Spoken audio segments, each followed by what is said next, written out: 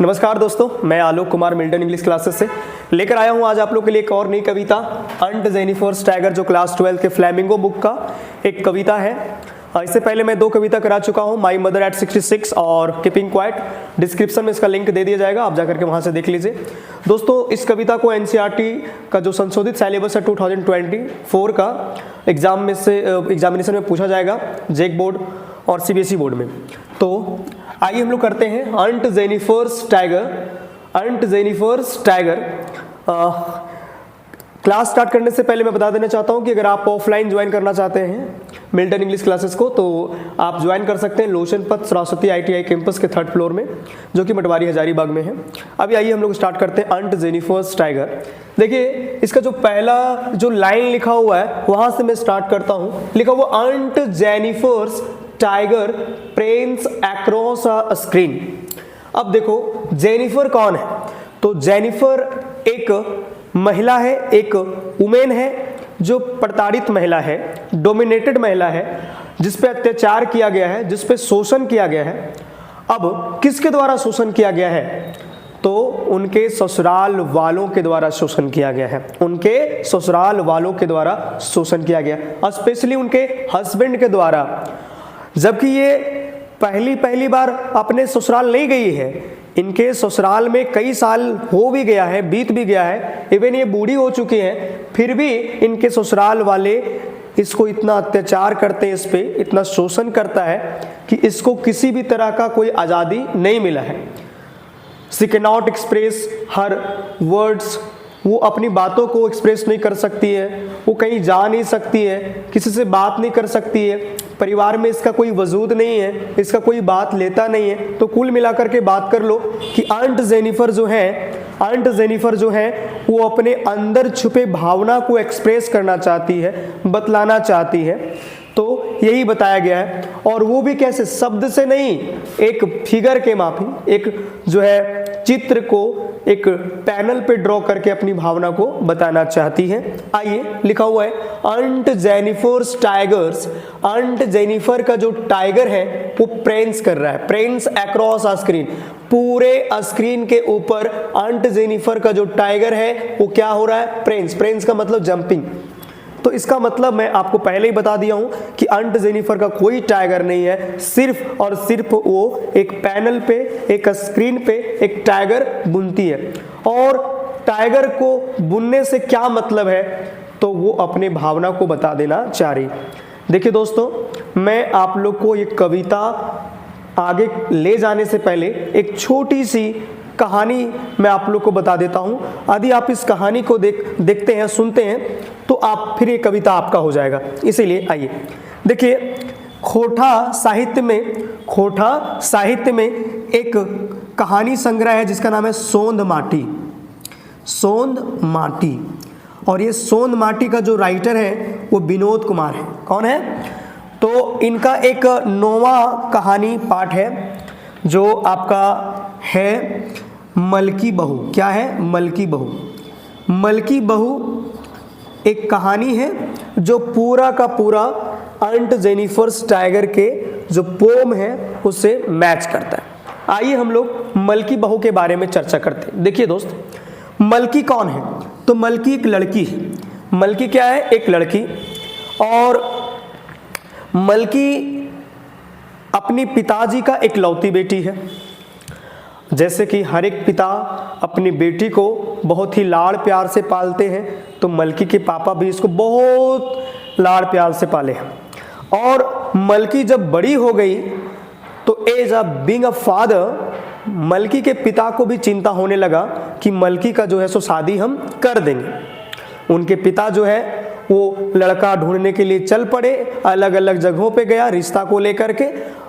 अंत में उसको एक लड़का मिला, और वो लड़का जो है उसका नाम एग्जैक्टली मेरे को याद नहीं, शायद बीसुन है, तो बीसुन या किसुन जो भी है, तो बीसुन जो है वो BA पास है। क्या है? BA पास है।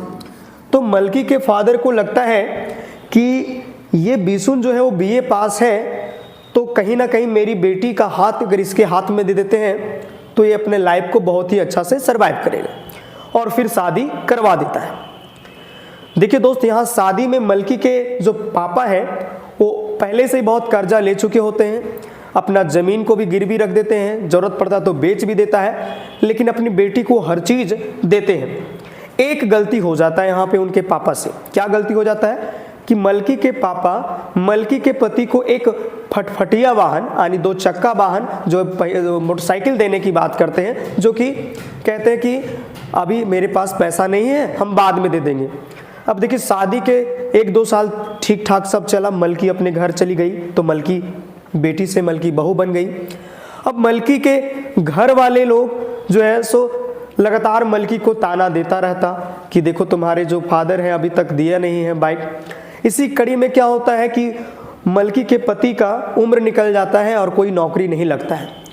तो बिशुन के पापा कहते हैं कि बेटा तुम अब बिजनेस करो। तो बिजनेस कैसे करोगे? तो जो तुम्हारे ससुर तुमको गाड़ी गछा था, अब जाकर के तुम उसको बोलो कि मेरे को गाड़ी नहीं चाहिए, बल्कि मेरे को क्या चाहिए, पैसा चाहिए, उससे हम बिजनेस करेंगे। अब विष्णु अपने पापा को बात मान करके आओ देखा ना ताओ और ससुराल गया और ससुराल वाले से बदतमीजी कर दिया। जब ससुराल वाले ने उसको कहा कि कुछ दिन रुकिए, तो कहा कि यदि आप कल तक मेरे को गाड़ी नहीं देते हैं तो अंजाम बुरा होगा, और ये कह करके धमकी उमकी दे करके वापस लौट आते।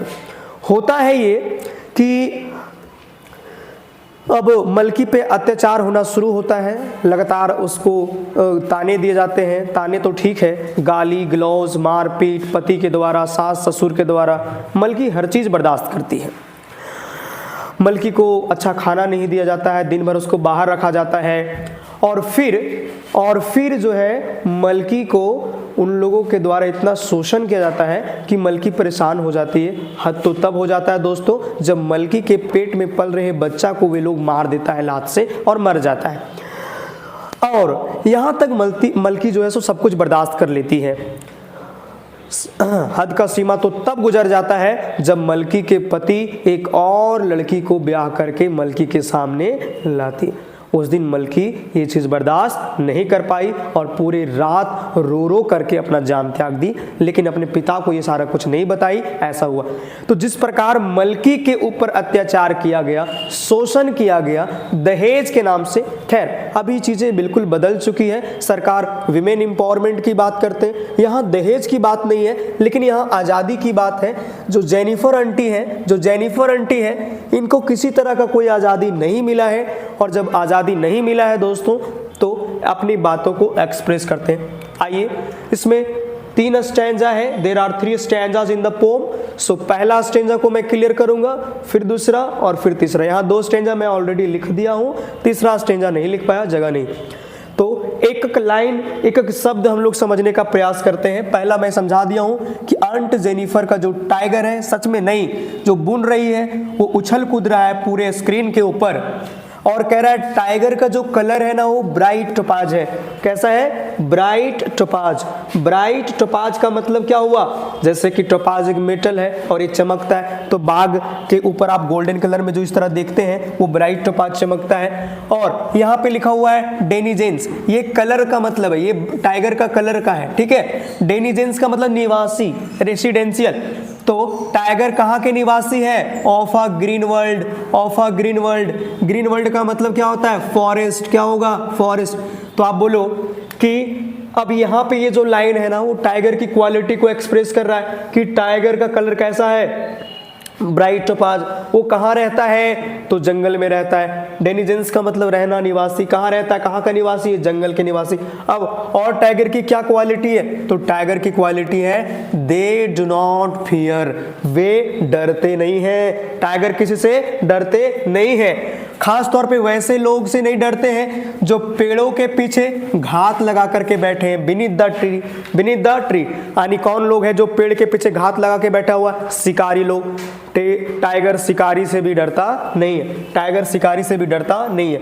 दे pace in sleek chivalric certainty, इसका मतलब है वो एक एटीट्यूड में रहता है, एक स्टाइल में रहता है। उसके स्टाइल, उसके रहने का, उसके चलने का, उसके दहाड़ने का, एवरीथिंग। सॉरी, दहाड़ना तो नहीं, दहाड़ता तो लाइन है। तो उसका एक जो एटीट्यूड है, बॉडी स्ट्रक्चर है, वो बिल्कुल अलग अंदाज है जो बाकी दूसरे जानवरों से अलग रखता है। चिवैलरिक, स्लिक चिवैलरिक का मतलब होता है एक एटीट्यूड। तो मतलब गर्व के साथ, प्राउड, अनअफ्रेड, बिना डरे हुए चलता है। तो ये हुआ आपका पहला स्टेंजा, ये हुआ पहला स्टेंजा। पहला स्टेंजा को मैं एक बार फिर से समराइज कर देता हूं एक बार में। कहना सिर्फ यही चाह रहा है कि एक बाघ की क्वालिटी क्या होती है, एक टाइगर की क्या गुण होता है। तो टाइगर किनका? टाइगर है अंट जेनिफर का। और कौन सा टाइगर? जो वो बुन रही है। और जो टाइगर बुन रही है उसका पोज कैसा है? उछलता कूदता हुआ। और एक टाइगर जिसकी कलर ब्राइट टोपाज की तरह होता है, वो जंगल के निवासी होता है, किसी से नहीं डरता है, एक एटीट्यूड में रहता है। आइए अभी हम लोग सेकंड में चलेंगे दोस्तों, सेकंड में देखने का प्रयास करेंगे, सेकंड में प्यार देखने का प्रयास करेंगे। कह रहा है कि अंट जेनिफर्स फिंगर्स, अंट जेनिफर्स फिंगर्स मतलब आंटी जेनिफर का जो उंगलियां हैं, क्या है? उंगलियां, वो फ्लटरिंग हो रहा है। फ्लटरिंग का मतलब मेरे भाई कांप रहा है। क्या हो रहा है? कांप रहा है। थ्रू हर ऊल, यानी जिस उंगलियां में उसके ऊल है, ऊन है, जिससे वो एम्ब्रॉयडर्ड कर रही है, टाइगर को बना रही है, वो उंगलियां कांप रहा है। और उनको जो आइवरी निडल है, जिस निडल से वो बुन रही है, उसको पुल करने में, स्क्रीन में या पैनल में पुल करने में भी दिक्कत हो रहा है। क्या हो रहा है? दिक्कत हो रहा है। क्यों दिक्कत हो रहा है? क्या रीजन है? तो रीजन है मेसिव वेट। मेसिव वेट का मतलब क्या होता है? मेसिव का मतलब होता है भारी भरकम। क्या होता है? भारी भरकम। दोबारा सुनिएगा, मेसिव का मतलब क्या होता है? भारी भरकम। वेट का मतलब क्या होता है? भार। तो भारी भरकम भार किसका? अंकल का। अंकल कौन? आंटी के हस्बैंड का। अच्छा, अंकल क्या बहुत मोटे हैं क्या? बिल्कुल ऐसा नहीं। तो अंकल के जो वेडिंग है, वेडिंग का मतलब जो शादी हुआ ना जी, और शादी का जो बोझ है ना, शादी का बंधन का जो बोझ है ना, वो शादी का बंधन का बोझ किसका? अंकल का।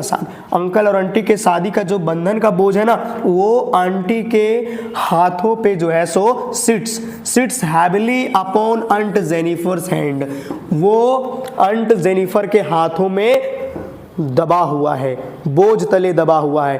अंट जेनिफर के हाथों के बोझ तले दबा हुआ है। इसका मतलब सीधा सीधी ये होता है कि अंट की आज़ादी छीन ली गई है, जेनिफर की आज़ादी छीन ली गई है, क्योंकि उसका शादी उसके हस्बैंड से हो गया। और जब हो गया तो उसके हस्बैंड अब अंट जेनिफर पे अपना अधिकार चलाता है। अंट जेनिफर को जहां बैठने के लिए, जहां उठने के लिए जो चीज़ कहा जाता है वैसा। लेकिन दोस्तों ये गलत है, ये बिल्कुल गलत है। हमारे समाज में एक पति पत्नी का रिश्ता जहां पवित्र माना जाता है, क्योंकि जब किसी लड़की का शादी होता है तो वो अपने घर को छोड़ करके आती है, त्याग के आती है, जिसको बचपन से लेकर बड़ा तक पाला, उस माँ बाप को ठुकरा देती है सिर्फ इसलिए कि उसको एक अच्छा पति मिले। और वो अपने पति के सहारे अपने घर को छोड़ आती है, और उसके पति जब ऐसे निकल जाए तो बिल्कुल खराब हो जाता है। एक पति को अपनी पत्नी के लिए तीनों रोल में हो जाना चाहिए, ब्रदर भी बन जाना चाहिए। कहोगे सर कैसे?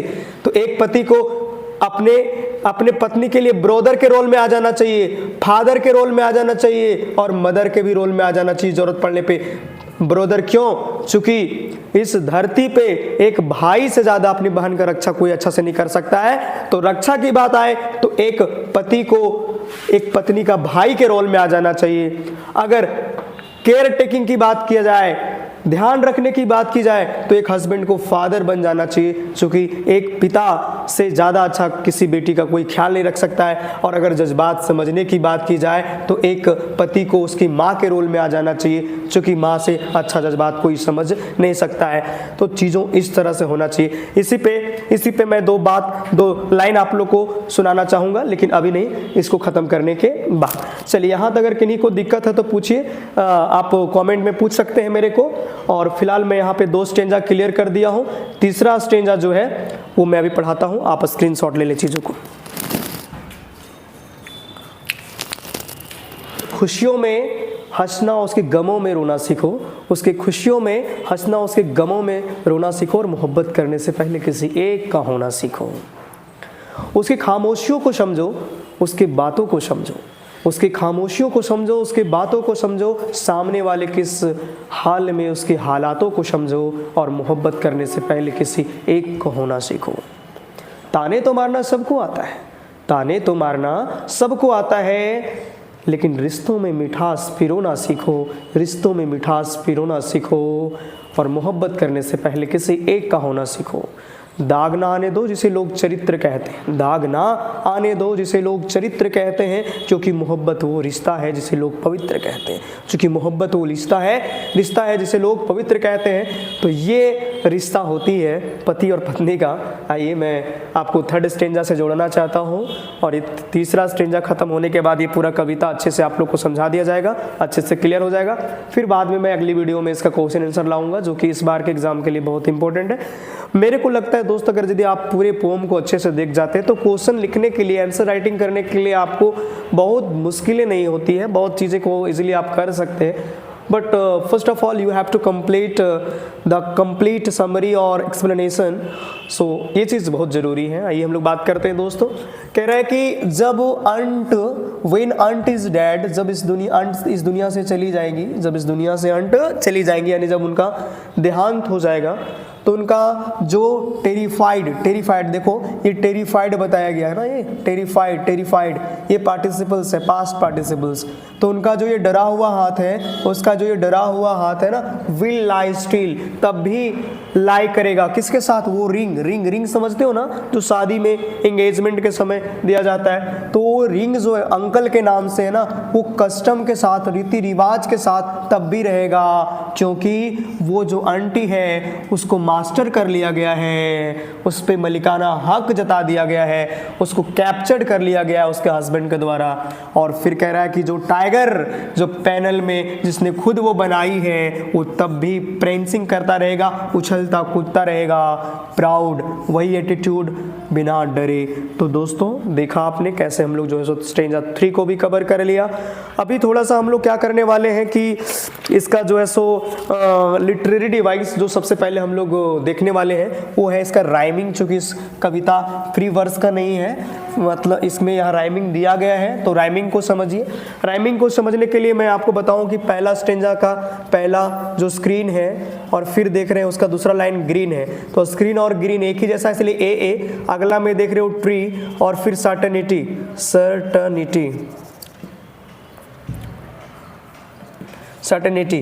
इसका भी आवाज एक जैसा लग रहा है, तो बी। तो इसका राइमिंग कैसा है दोस्तों? ए बी, ठीक है, ये इसका राइमिंग स्कीम।